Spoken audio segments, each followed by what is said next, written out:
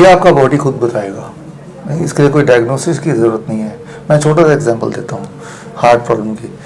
जब आप चलोगे तो सीढ़ियाँ चढ़ोगे तो आप देखोगे कि आपको कुछ डिस्कम्फर्ट हो रहा है, तो समझ लेना कि हार्ट की प्रॉब्लम है। या जब आप कुछ सामान लेके चलते होगे तो देखा कि जब भी मैं सामान लेके चलता हूँ तभी मुझे दर्द का एहसास होता है, सामान छोड़ के चलता हूँ तो नहीं ऐसा होता है, तो इसका मतलब हार्ट में दिक्कत है। इस तरह से आपका जो हार्ट है खुद ही इंडिकेट करेगा। रह रह के पेन, अगर स्पेशली जब आप कोई एक्टिविटी कर रहे होंगे, यहाँ से रेडिएट हार्ट से रेडिएट करके हाथ में जाएगा, बैक में जाएगा, चाहे दोनों हाथ में जाएगा, तो मतलब ये हार्ट की दिक्कत है। तो अगर आपको तीसरी मंजिल तक पहुंचना है और आपको दिन में बीच में 2 बार रुकना पड़े और सांसें लेना पड़े, तो देयर इज़ ए चांस कि ये भी हार्ट की प्रॉब्लम है। तो आपका बॉडी खुद इंडिकेट करेगा, और जिससे आपको आइडिया लग जाएगा कि आपके हार्ट उतना नहीं आउटपुट दे रही है ब्लड का जितनी की देनी चाहिए।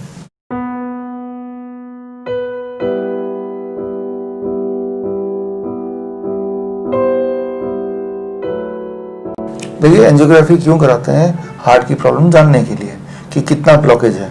ब्लॉकेज मतलब ये ब्लड वेसल है हार्ट का, यहाँ से खून पास होता है और हार्ट की अलग अलग सेल में पहुँचता है। और अगर यहाँ ब्लॉकेज होता है, खून पूरा नहीं पहुँचेगा, तो बॉडी हार्ट के जो सेल्स हैं उनको पूरी खुराक नहीं मिली। क्योंकि पूरी खुराक ही नहीं मिली तो वो जो हार्ट के सेल है वो पूरी तरह से काम नहीं कर रहे हैं, पंप नहीं कर रहे हैं, तो जिसे हम हार्ट की प्रॉब्लम बोलते हैं। तो कितना % ब्लॉकेज है, ये 80% ब्लॉकेज है या 70% ब्लॉकेज है, 50% ब्लॉकेज है, और कहाँ कहाँ ब्लॉकेज है, ये दोनों चीज़ पता करने के लिए एंजियोग्राफी करते हैं।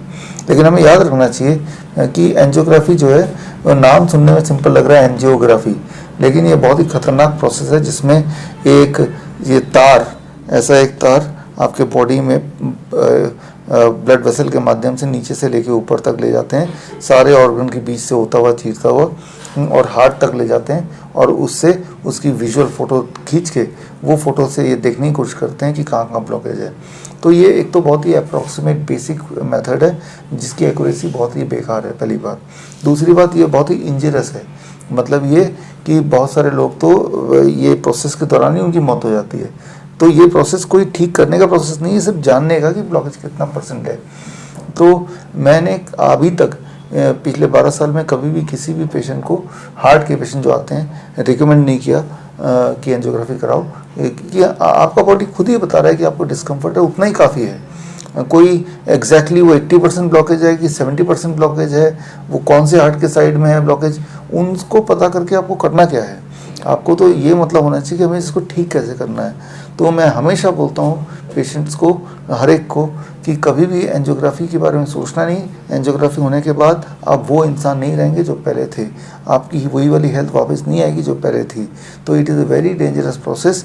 यहाँ तक कि डॉक्टर एंजियोग्राफी करवाने से पहले लिखवा लेता है कि इसके दौरान आपकी मौत भी हो सकती है, और अगर हो गई तो हम जिम्मेवार नहीं हैं। इसी से अंदाज़ा लगाइए कि कितना खतरनाक होगा कि डॉक्टर आपसे लिखवा लेता है।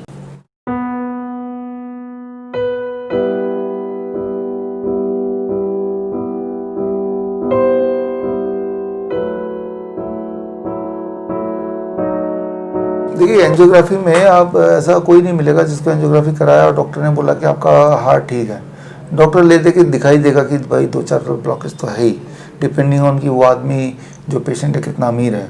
यही मोडस ऑपरेंडी होता है हार्ट डिपार्टमेंट का, राइट। और वो बोलेगा 1 ब्लॉकेज है, 2 ब्लॉकेज है, 3 ब्लॉकेज है, हर ब्लॉकेज के मान लो 1-1 लाख रुपए हो गए, या फिर 50,000 रुपये हो गए, डिपेंडिंग ऑन कि वो हॉस्पिटल कितना बड़ा है, वो पेशेंट कितना अमीर है, वो डॉक्टर कितना अमीर बनना चाहता है, ये सारी चीज़ें हैं। तो it is all about commerce, it is not nothing about the medical science. तो एंजियोग्राफी करने के बाद अगला स्टेप आता है एंजियोप्लास्टी का या बाईपास सर्जरी का। डॉक्टर बोलेगा देखो भाई, ब्लॉकेज ऐसी जगह है जहाँ पे एंजियोप्लास्टी नहीं हो सकती। एंजियोप्लास्टी थोड़ा छोटा भाई है बाईपास सर्जरी का, मतलब थोड़ा सा कम खर्चा वाला, तो ज़्यादा खर्चा वाला बाईपास सर्जरी करना पड़ेगा। तो ये ग्रेजुएट होते हैं। तो लेकिन वो सोचता है मैंने एंजियोग्राफी करा लिया, मैं एंजियोप्लास्टी भी करा लूँ।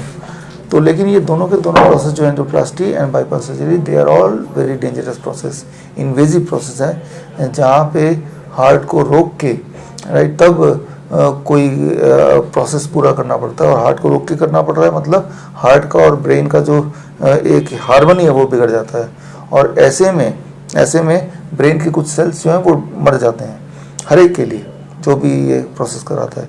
और ब्रेन के सेल जब मर जाते हैं तो वो इंसान जब सर्जरी रूम से बाहर आता है कई महीनों तक वो एक बुद्धू की तरह दिखता है, लिटरली।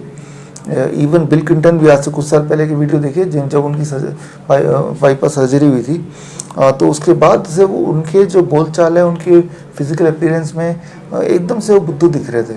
तो इसी तरह से जिसकी भी बाईपास सर्जरी हुई होगी, आप अगर जानते होंगे तो आप देखेंगे उनके इंटेलेक्चुअल लेवल कम हो जाता है। तो मैं यही बोलना चाह रहा हूँ आपको कि ये सारे सर्जरीज आपके ब्रेन डैमेज करते हैं, बिसाइड हार्ट को तो डैमेज करेंगे, आफ्टर ऑल हार्ट को में ही काटा पीटा जा रहा है। तो ये सर्जरी कभी ना कराएं, इसे किसी को भी नहीं करना चाहिए। इवन इफ आपके हार्ट में 100% ब्लॉकेज हो, तब भी 100% ब्लॉकेज हो, सारे आर्टरीज ब्लॉक्ड हों, उसके बाद भी I always say these surgeries are not for human, it is not for your health. ये पेशेंट के लिए नहीं है, ये तो प्रॉफिट के लिए है।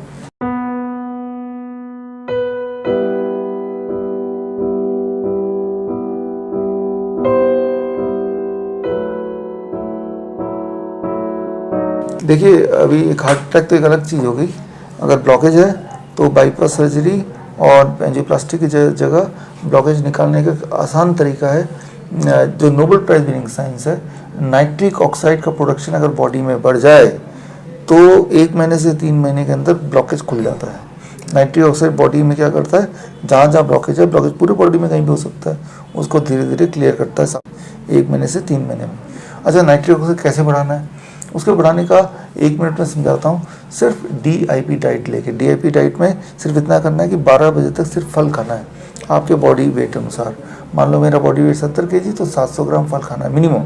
800 ग्राम भी खा सकते हैं, लेकिन 700 ग्राम से कम ना हो, और कुछ और नहीं खाना है। और लंच और डिनर से पहले अपने बॉडी वेट अनुसार कच्ची सब्जी खाना है, टमाटर, खीरा, मूली, गाजर। कितना?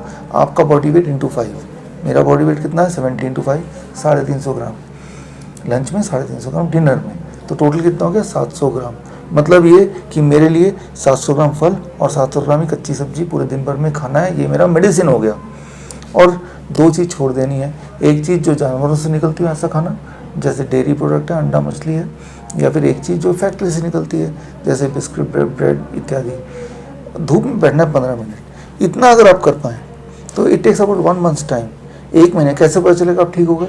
बड़ा आसान है। दोबारा सीढ़ी चढ़ के देखिए कि मैं एक ही बार में चढ़ पा रहा हूँ क्या, दोबारा से वही उतना ही बोझ उठाइए। अब देखिए क्या दोबारा दर्द हो रहा है क्या? अगर इसका आंसर मिलता है नहीं अब नहीं हो रहा, तो समझ जाइए वो ब्लॉकेज आपका भर चुका है। तो बड़ा ही सिंपल है। अगर डायग्नोस करना भी आपका शरीर ही बताता है, ठीक हो गया तो भी आपका शरीर बताएगा, और हर बार बताएगा, हर बार ऐसा होगा। तो 1 महीने से 3 महीने की बात है, आप दोबारा ठीक हो जाएंगे।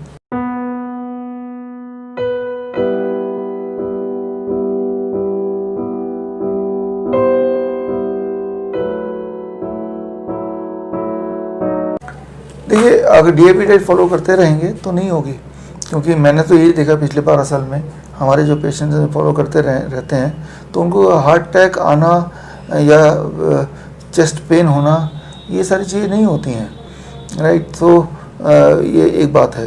कार्डियक अरेस्ट हो जाना, देखिए चेस्ट पेन है, कार्डियक अरेस्ट है, हार्ट अटैक है, तीनों अलग अलग चीज़ें हैं। हालांकि लोग इसको एक दूसरे से मिक्स करते हैं, राइट। चेस्ट पेन कई बार होता है, लेकिन वो चेस्ट की वजह से नहीं होता। इंडाइजेशन हो गया, लेकिन वो इंडाइजेशन में जो गैस है वो ऊपर की तरफ आ रहा है, वही गैस का जो पेन है वो चेस्ट में फील होता है, तो हमें लगता है कि हमें हार्ट अटैक आ गया है। चेस्ट के पेन का ही नाम है हार्ट अटैक, राइट। तो जबकि वो हार्ट अटैक ना होके वो गैस्ट्रिक इसोफिगल रिफ्लेक्स डिजीज़ बोलते हैं, वो है। 99% जब चेस्ट में पेन होता है वो हार्ट अटैक नहीं, वो गैस का पेन है। लेकिन एक बार आप हॉस्पिटल भर्ती हो गए और ऊपर से डर के मारे, तो डॉक्टर बोलेगा आपको अभी एंजियोप्लास्टी करना पड़ेगा, एंजियोग्राफी करना पड़ेगा, ये सारी चीज़ें बताएंगे, और तब तो वो जो बताएंगे वो आप कर ही लेंगे। लेकिन ये सारे जो पेन है विद टाइम कुछ घंटों में अपने आप ही ठीक हो जाता है। उन्हीं घंटों में डॉक्टर आपका एंजियोप्लास्टी भी कर देता है, और अल्टीमेटली वो तो ठीक होना ही था, और ठीक होने के बाद आप सोचते हैं ये तो डॉक्टर का कमाल है, उसने तो एंजियोप्लास्टी कर दिया, अब देखो मैं ठीक भी हूँ। वो 6 घंटे 7 घंटे में ठीक होना ही है, चाहे आप कुछ करो या ना करो। That is what is 99% time the chest pain is not the heart attack, it is the gastric esophageal reflux disease.